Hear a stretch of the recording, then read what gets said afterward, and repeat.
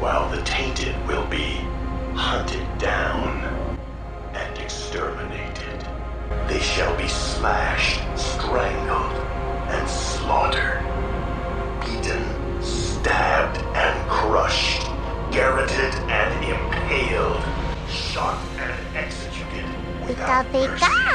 Wow, literally kid me, IRL. Luxuriating in my 2000s edge game goodness. After all, as a great scholar of our time once said, it was simply a day as such, therefore implying an inherent relatability as towards the quality of said day and the feeling from which it may conjure. Fred Durst, break stuff. I mean, if I wasn't spreeing it up as Skull Kid on school computers, I was at home causing mischief, and my favorite Rockstar games are seeing Nero and Dirge and being all like, oh my god, he's so cool!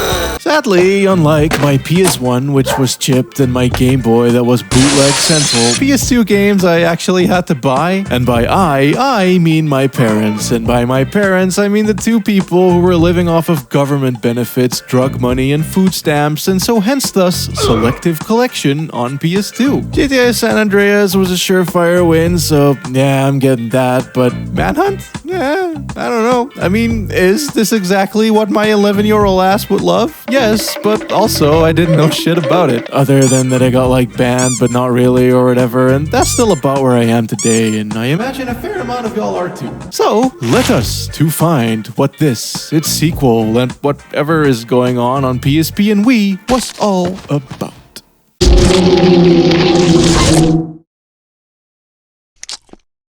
Now, right off the bat, I'ma burst a little bubble here. When you take away the grime, the grit, the shock, what you're left with is honestly a pretty basic stealth game in the San Andreas build of renderware. It's got the same little lock-on thingy, lighting, and just how the movement feels like GTA be like.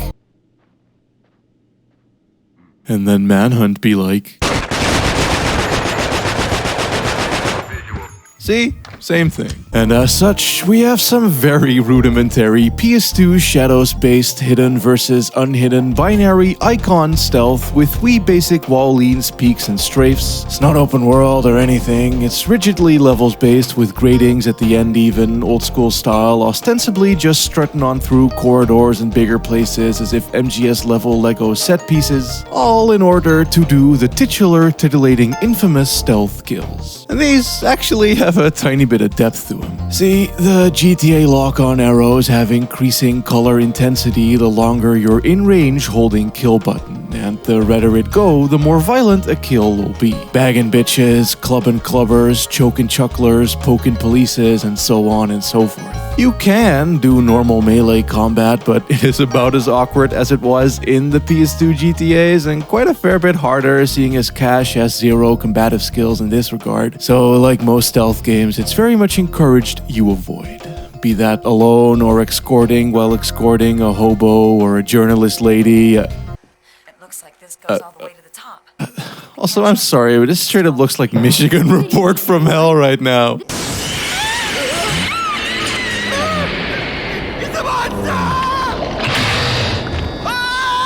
See, it's.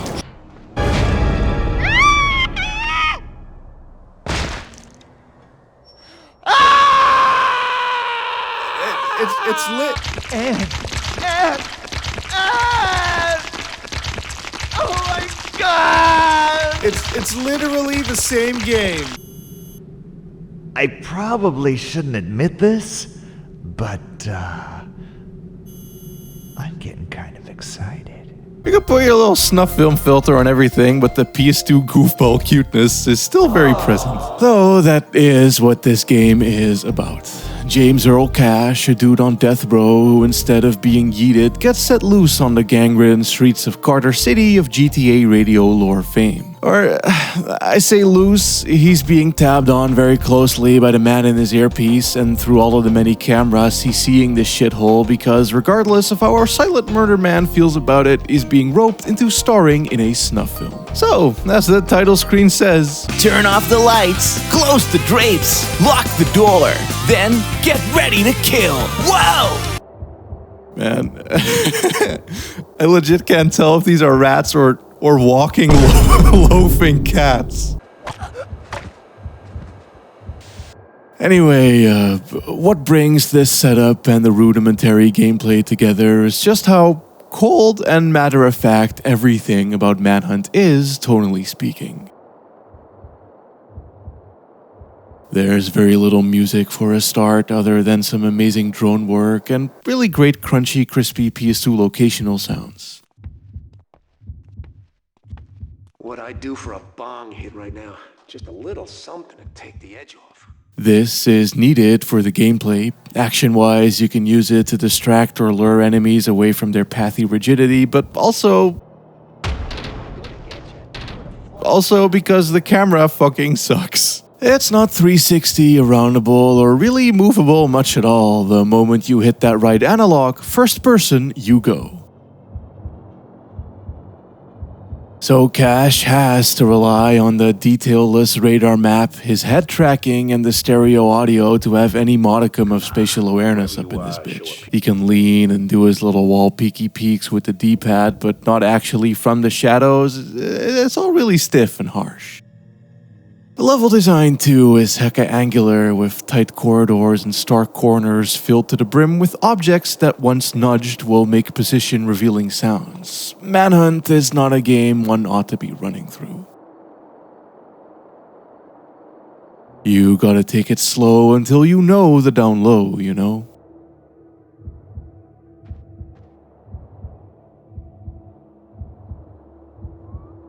Really gotta finagle that camera through doorways, hardcore ways to see anything. And I should note, I don't think this is bad camera or controls or combat in any capacity.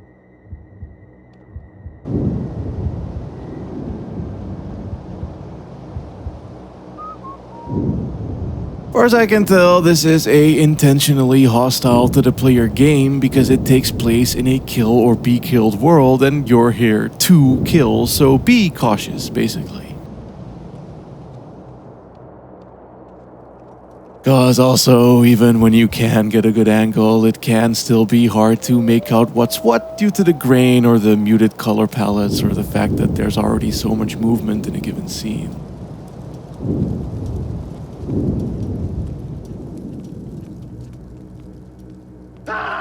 Smoke on this shit right here, for instance. The grass blowing in the wind, the lights softly glaring and flickering, the smoke off in the distance, the cat rats, the pieces of trash fluttering on by, the hues, the colors. There's certainly some environments that look a little more basic, but by and large, by scaling shit down from open world, they made quite the pretty detailed looking setting, at least by PS2 era Rockstar standards. Really putting that San Andreas sunset tech to good use, not only to instill an amazing mood, but also to create a vibrantly lifeless playgrounds of kill. And as easy as it would be to label said playground as a mere avenue for senseless violence, I can't help but feel as if Manhunt has something to say. Been around the time I was straight up murdering neo-Nazis. Feel the power of the white man! Oh jeez. I also started to notice how this game is really difficult. I mean, guns kill you like how guns do, and they do eventually start packing too, and if you get into a brawl, it's way easy to die as well, because it has that slow, heavy, cumbersome, stuck-in-the-mud type feel of those horrible nightmares where you're constricted in some way. And so then when you get all of these assholes saying heinous and despicable shit all over the place, and the tensions are so high because the frustrations and setbacks at dying are so high because the checkpoints are so low and few and far between, I did get into a more violent state of mind myself as well. Beating on dudes long after they went down and vocally swearing at my TV a bit. And I mean, look at me. I'm not a gamer rage sort of person or a very angry person at all, but man, this game, it gets harder and harder too as the violence builds up. Starting with plastic bags and shards of glass, upgrading to bats and crowbars, and then eventually shotguns and automatics, where it damn near stops being a stealth game and turns into a full-blown white-knuckle lethal cover-based shooter. Same way, you go from street punks to gangs and militants to straight up just cops, or from the back alleys and bandos to prisons and factories and eventually casinos, opulent gardens, and palatial mansions. Playing out as if a stripped down sort of commentary on video game violence in and of itself by building up to the types of violence most games have as the default, as if to ground that and show how heinous this stuff truly is or whatever. And the fact that it is such a simple game where one really does do nothing but walking in between kills also kind of like lays bare how many games also are that, but they just try to hide it more with framings or justifications. They don't typically present it so bleakly or nakedly. Really serving and giving Hunt, ostensibly. Which of course is also why Manhunt hit a little controversially even before release, with previews calling the game a accessible assembly line of murder even a 12-year-old could play in one sitting, which no it's not. Of course, this conservative grifter asshole got involved too, and some kid killed the other kid, and one of the kids just happened to own a copy of this, which then of course had to be the leading cause now. It couldn't be anything else that would drive anyone to do something like this. No. Don't think about it too hard now. Just blame the most easiest boogeyman. I can go on to list shit, but this is really just Rule of Rose all over again. Bunch of boomer politicians claiming the game is things it really flagrantly, obviously isn't. Like, in Germany it was banned because it portrayed violence as fun. Now I know y'all are a kinky little country, but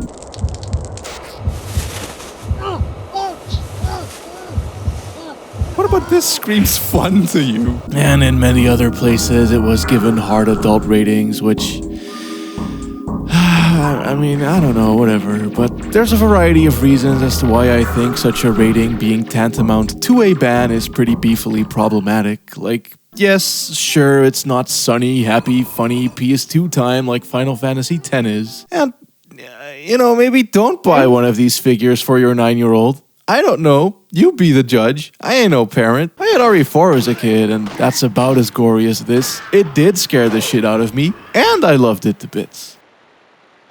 Granted, these are not the same games, and I figure maybe even some of y'all watching this are thinking, why even make something like Manhunt? Or play it.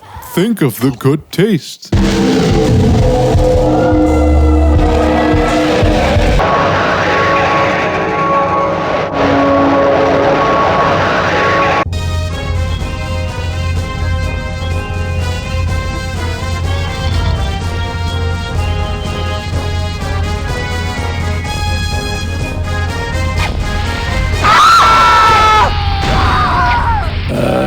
Yeah, so lately I've been thinking a lot about the edgy, quote-unquote, fucked-up media of the past. Be it the bloody Flash games I'd play in elementary school, the wild extremities of nu metal, or my good friend, Postal 1.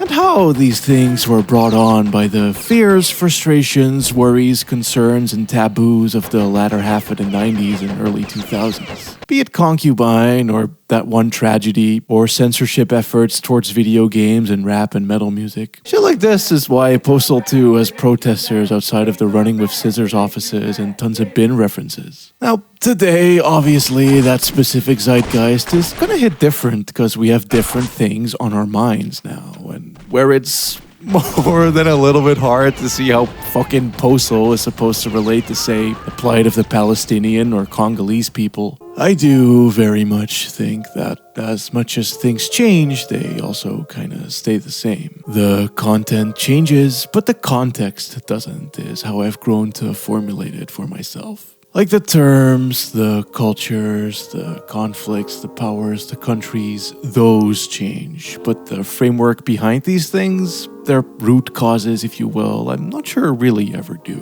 Be that because of larger structures or more nebulous to define, I'm not even sure I really buy this as a thing really type things like a collective human nature, though I suppose people will always be people and some people just suck, and so suck will always perpetuate in some form or another, right? But then, when you have all that and you're in some way conscious of it, these types of worldly worries will often more directly frame and impact how you'll feel about the more material day-to-day worries you deal with on the regular. And man, I'm going through a bit of a housing moment right now, with a eviction threat looming all over July lest I find a new place to move to in time. And yeah, it turns out the housing market is fucked, and landlords suck. Being built up by smiles, promises, and handshakes from realtors only to then be unceremoniously kicked back down to square one by some faceless, nameless shadow landlord who doesn't even want to address me directly or make their face or name known, all because last minute they decided they don't want to allow a cat in the house. And I've had several experiences like this the past year, scrambling to find a new place, and with each and every one, what would have otherwise been a cringy little setback began to feel more and more like a conceited systemic effort to not have my squat-born, raised on food stamps ass, Child Protective Services survivor ass ever reach beyond what has deemed to be my means. All the while, I gotta keep playing along, keep up the decorum, the respectability, applying for homes I don't even really want, but need to want, cause we want someone eager to live here who's the perfect candidate and blah blah blah blah within a system I already actively despise morally, politically, and emotionally. Same shit you have to go through just to get a goddamn job you will grow to hate. It works as a little bit radicalizing, to say the very least.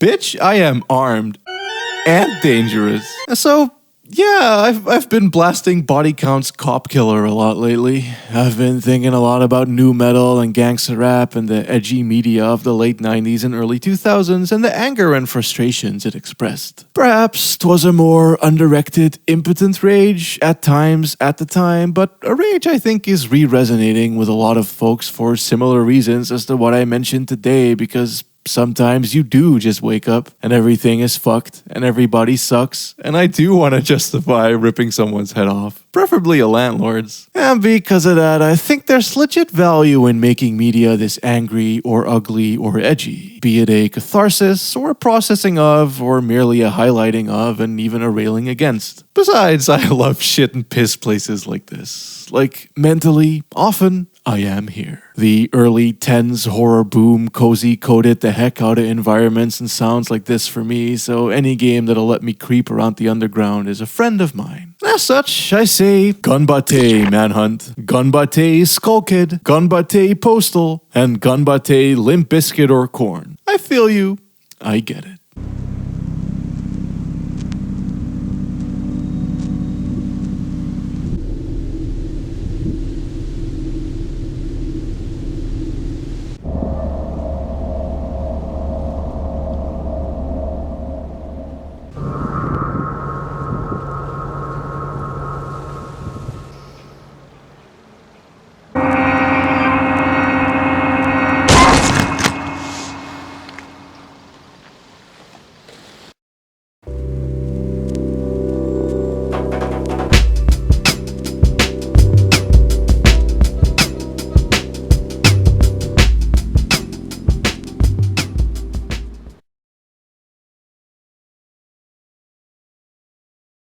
Now, despite the Geist, media like this often ain't mainstream, but naturally, purely on the back of this being a Rockstar game, Manhunt still sold pretty well. Not GTA well, but enough to warrant a sequel. Plus, stirring up controversy was the studio's whole bread and butter by this point, so might as well try pushing those buttons again, and why not push them even a little harder while we're at it? As 2 is actually the one that straight up got fully banned in several countries, which I find rather odd and interesting, as it's much more just your typical action horror game like, say, The Suffering, but with glory kills. Clive Barker suck and fuck, if you will, cause goddamn, settings-wise, this game sure loves its raunch. Forgoing the stinky for neon-laden red light districts, fetish clubs, sex shops, and porn theaters. Dildy so good, best! I doubt the target is even here. Spangler, look for Higgs and Spaulding. They should be coming from the adult specialty shop. It's called porno, genius. Why is it always me that has to look? Yeah, writings-wise, this is just a gory linear GTA game at this point. Starting us off in a mental not hospital, but more like mental prison, filled to the brim with cell pissers and poo slingers and other such depictions of what mental health is totally like for real. But then accidents happen and doors get opened so that our boy Danny can break free, who is a very different protagonist than Cash was. Framing the adventure as more of a gradual mental breakdown as Daniel tries to discern why he was held there in the first place. And it's dumb, because it's not some like, oh, he was cool, but then something messed up happened. Oh, no. No, it's all about this goofy-ass government project that kidnaps people from what the story deems to be the buttholes of society to turn them into, like, human weapons, I think? It's called The Project, and they have these goobery agents, and the way the guy who lives in Danny's head is all like, oh, don't trust them, Danny. They're the bad guys, Danny. Danny, listen. It's a manhunt. And they won't.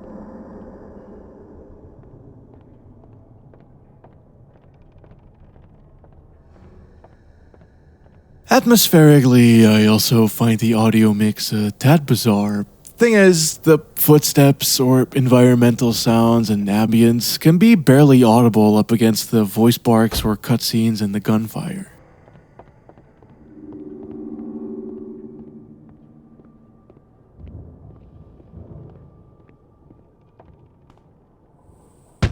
So, for a fair amount of playtime, I found myself just sitting in weird, awkward silence where a mood should have been, thus sucking all the tension from the stealth for me.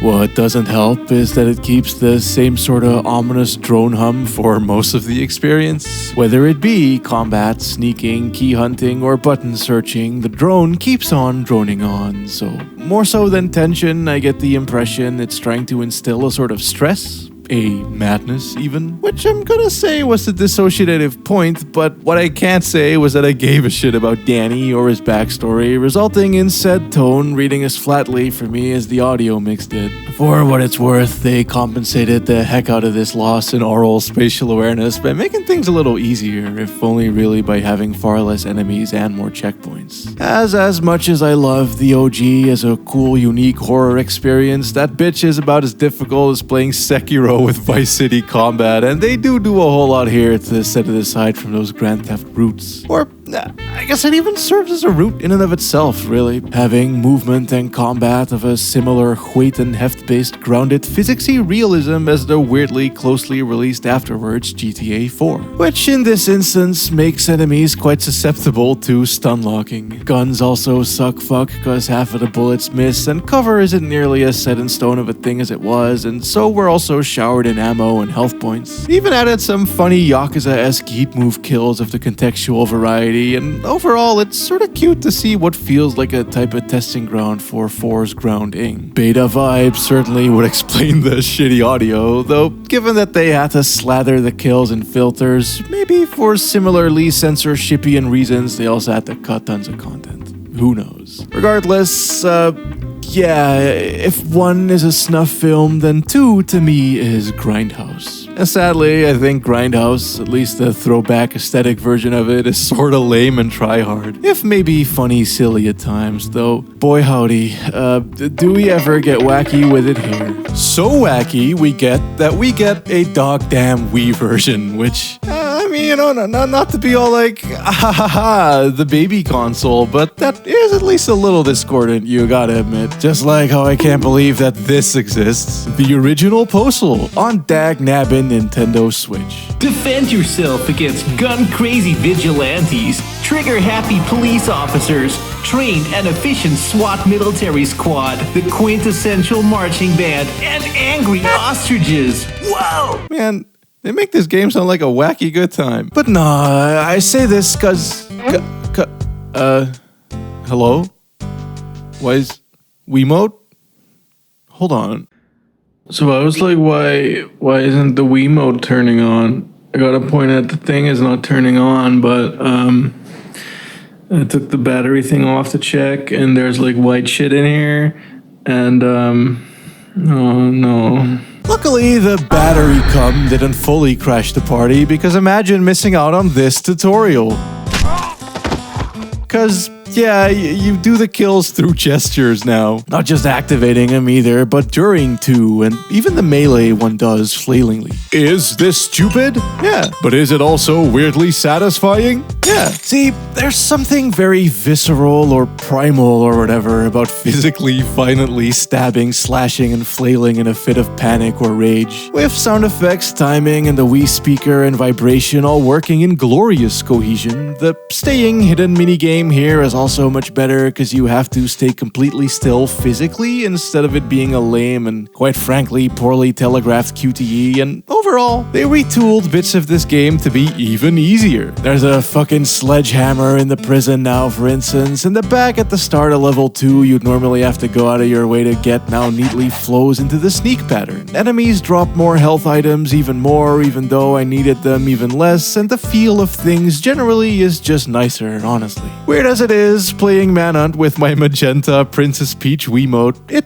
just makes sense on a spiritual level. Anyway, outside of the Wii, there's also PC and Xbox versions that let you turn off the lame censorship, but also they made it woke by turning the blood slightly less red. In my opinion, the real move would have been to make it white. That's always good. And then there's the PSP version, which seems to be the actual whole entire game fully featured on PSP, and that is nuts.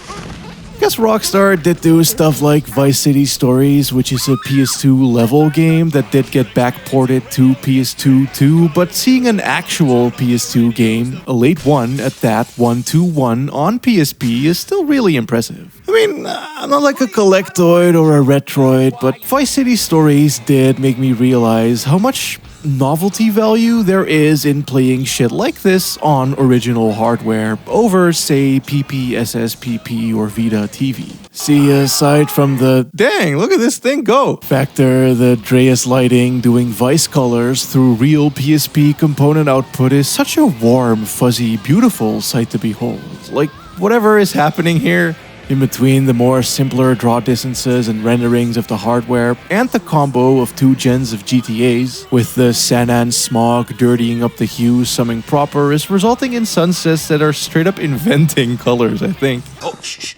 Look at that. Oh, now she got a pig and a horse. Hoo-wee. That candy sucks. That's some guy's daughter, man. Wow, what a classy game. Well, we was only playing around, boy. He didn't mean nothing by it. He only hits me when I deserve it. Oh, yeah? You know, how the fuck is Manhunt so controversial when Rockstar was just callously shitting out shit like this? Let's go! Either way, the grainy, fuzzy look of Stories made me hope that Manhunt 2 would look cooler on PSP too, and Danny, get your head straight and follow me. yeah, it does, being that it uses dithering for a start and is aliased and pixelated to shit, but also look at these contrasts. The darkness, the mood, the grain. The film effects look so much more natural and less like a cheap filter as well, and just smoke these smoke effects after the first haul, now ditheringly, pulsatingly, in dark harmony with the shadows.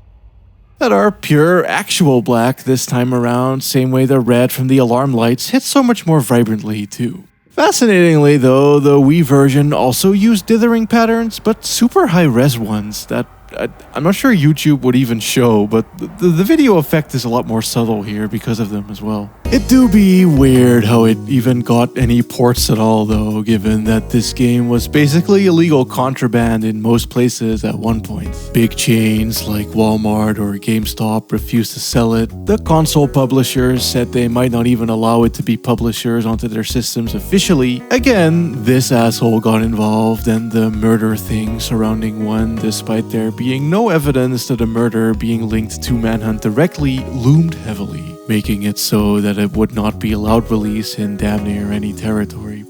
I do mean release. This was all preemptively, purely due to the infamy surrounding 1 and not cause of any of the content that could be seen in 2, cause motherfuckers weren't even able to see it yet. Had they been, I doubt it would have made much of a splash, cause this bitch ain't anything like how snuffy the original is, hence also why I vastly prefer that one. I'm not usually into hard games, and I will fully admit to having used save states, cause Jesus Christ, but it all just so cohesively comes together in the first. It's a real special game, a true cult classic sort of dealio. Art house, basically, and just how stark and forgiving it is in its radical vision. And once more, it's that going on a little postal binge for fun helped me cope with the shit fuck I am facing IRL right now. So regardless of if I enjoy 2 or not, this was still well worth the adventure. Though, yeah, no, these games have no business being banned. In a world where movies like Saw were releasing with zero setback, I think this says a lot about the cultural place video games were sitting in, and in many ways still are, that they were treated so derisively like this. It was even worse for a game like Rule of Rose, which literally did nothing to deserve getting a similar treatment, and I'd argue very much the same for Rockstar's very own Bully as well. That game is so heartfelt and cozy with the atmosphere and has tons to say social commentary-wise, and yet also pre-release people were treating it like it was gonna be a concubine simulator, which is